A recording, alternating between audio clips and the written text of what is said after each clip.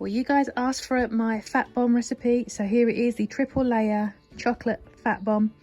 2.5 carbs, 235-ish calories. Very, very tasty indeed. I will show you guys how to make this and what ingredients you can need. The recipe is going to be below, so if you need to copy and paste it, go for it. It'll be in the description bar. But let's get on and get baking. This recipe will make 12 cupcake size fat bombs. I use these silicone ones because I just find them easier to clean and I want to reuse them. I pop it in a bun tin just to help me spread them out for when they're baking, but you can put it on a baking sheet if that's better for you. You'll be using these for first of all for the bases, and I put them there. The bases are made up of just 2 ingredients. They're made up of almond flour and butter, so 90 grams of ground almonds or almond flour. I use ground almonds, it's the same to me, never had a problem with this. And 30 grams of butter. I use unsalted. I have actually used a mix of salted and unsalted if you want this to have a slight saltiness, which is actually quite nice.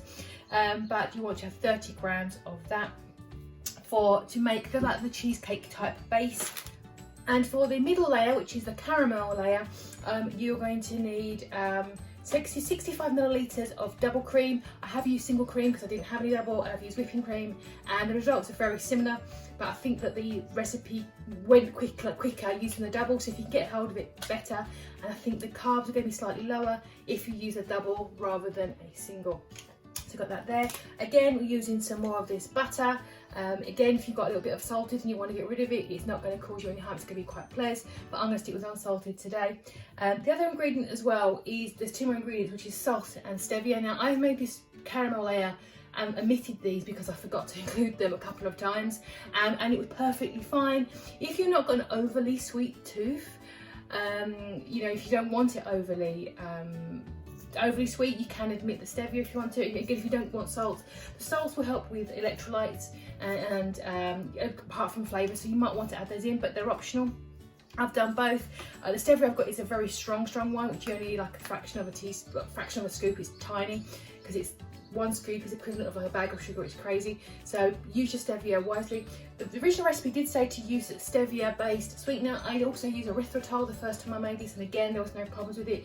It may not, if it's granulated, it may not blend very well, just bear that in mind. But that will be for the caramel layer. And then the topping, which is going to be chocolate, you need a 90% chocolate bar, 100 gram bar of this. I do not like dark chocolate, I find it too bitter for my palate. And if you're the same as me, you might want to put a dash of stevia in it just to take that bite away. Some people absolutely adore it, good for you, it's not for me. So you'll need 100 grams of that. I've also mixed and matched. I had a chocolate orange flavour and I used 50-50 on regular, and that was quite nice as well, one of my recipes. You'll also need coconut oil, just any old coconut oil. I guess I've used this brand and it's fine. And an optional extra, which I've been doing for the last few batches, is to add a flavouring into the chocolate, just to give it a little bit of a twist. These I've got a load of these from eBay. You go onto eBay and put in food flavourings. There's loads of people doing like 10 flavourings for £10 or $10, and you can pick whichever ones you want. I've not had problems there. They smell good, they taste good, they work well. I use about a quarter of one of these in a batch, so they're quite cost effective. And this time I've done butterscotch, I've done banoffee pie, which is really nice, and toffee. This one is going to be Biscoff flavour.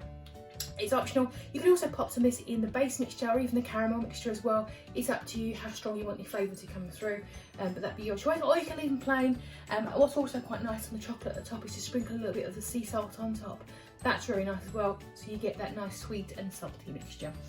I'm going to get on with the base mixture now with the almond flour and the butter. So I have in my bowl my 30 grams of melted butter. I just popped in the microwave, nothing complicated. I'm going to add in my 90 grams of almond flour. Slow down a bit. Perfect. And this is the point where you can add in stevia or flavouring. I am actually going to do that this time.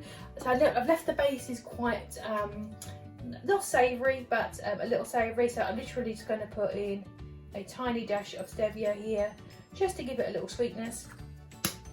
And I'm going to put in a tiny drop of my Biscoff.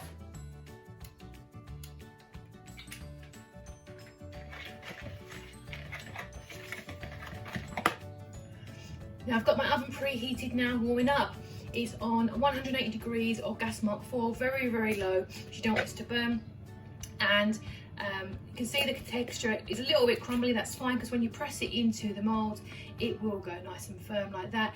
I'm going to recommend as well, when you do divide them up by the mould, use the back of a teaspoon to press them down and get them nice and smooth, so when you put the next layer on, it sort of sets nice and flat.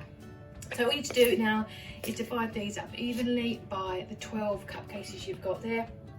And then pop them in the oven for about 7 minutes on that nice low and slow till they come out nice and golden.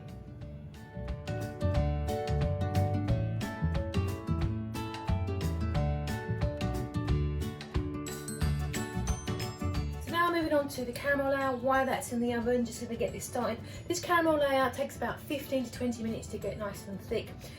Basically you'll need your cream, that butter, and the stevia if you want to, and that salt as well, again if you want to. Those two I think are a little bit optional extra, but I think the stevia is nicer. But if you've not got that stronger, sweeter palate, you want something a little bit on the lower end. I'm going to put this all into a pan and slowly warm it through, and it should be a nice golden yellow colour. Now I've measured out in my pan my cream and my butter, and I'm just going to warm this up. It's actually on the very smallest ring in a small pan. It's going to be nice and low and slow, just to bring it up to temperature. You're going to keep it slow the entire time. You do not want this to simmer or boil. If you do, it possibly could split. It's not the end of the world if it does split. All you need to do is get a whisker and take the heat off and whisk it like crazy until it kind of comes back together again. I have done it myself when I was washing up and didn't pay attention, and it came back together 99% fine. And when I made it, I didn't taste any different at all.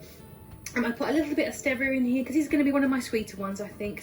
The ones I've got at the moment are on sort of the middle range. This is going to be a little bit of a sweeter one for me, but I'm not going to put any flavouring in it. So it's just going to be a sweet caramel.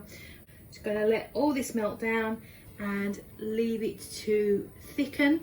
So it takes about 15 to 20 minutes to do this. And you can just leave it nice and low and stir it every couple of minutes. Now I've turned the heat off. Going to let it sort of cool down a little bit. You can see by the thickness of it, if you can see there, it's quite nice and thick. It will not turn the colour of traditional caramel because it's not traditional sugar, but this is absolutely perfect colour. I'm going to distribute that across all of my moulds. It's not going to be a super thick layer, but that's the point. It's going to be 3 layers, so it's going to build up to be delicious. But as this cools down, this is going to thicken very, very quickly, I'm going to say. So I'm going to divide it up. I do recommend using a spatula if you can, because 1, it's great for stirring, and 2, it means there's less waste because you're getting all the caramels and things from the bottom. There we go. And if you're not already subscribed, I'd love to have you. I make 4 days of eating, weekly weigh-ins, meal prep videos, and plenty of other stuff as well. So if you're not already subscribed, I'd love to have you. So please press that subscribe button. And these have now been in the freezer. They are super, super firm, and it is now ready for the chocolate layer. So you can do this in a couple of ways. You can do it on the stove with a water bath and, you know, in a bowl, and warm the chocolate up slowly, and the coconut oil there. Or you can do what I do, I'm popping it in the microwave in sort of 30-second blast so you don't burn and spoil the chocolate. So you've got 50 grams of coconut oil there. I'm going to break up this chocolate here, pop it in. I'm also going to put in my flavourings, which is that Biscoff again, and a little touch of stevia to take away the bitterness for me. But again, you don't have to do that. Some people really enjoy the flavour on their own, and that's okay too. Just use what you've got. So I'm going to pop this in 30-second increments just to get it nice and liquid. And that's pretty much melted. The other advantage of doing it in the microwave in a jug is you've got the pouring spout, which makes it a lot easier to control chocolate and how much you're putting in. So I'm just going to put in my little bit of stevia and my flavouring just to take that bitterness away, and then just divide it up by my cupcake moulds.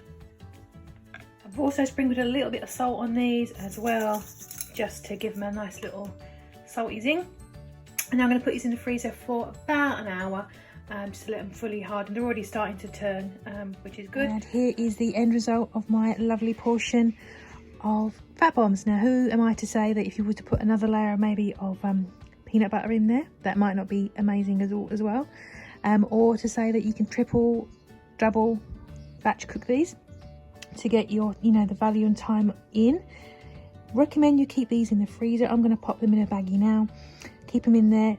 Leave them out about 5 to 10 minutes before you want to enjoy them. I could eat them straight from the freezer, to be honest, but you can do it that way. Keep them in the fridge, but they might be quite soft, and I would not recommend keeping them in the pantry because of the low melting point of the chocolate. But there you go. That is my triple layer keto fat bombs. Hope you've enjoyed that, my friends. Please drop a like on this video if you did. Let me know what flavours you're gonna make below.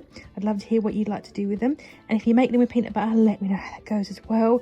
Thank you so much for joining me. Have a lovely day, and I'll see you in the next one.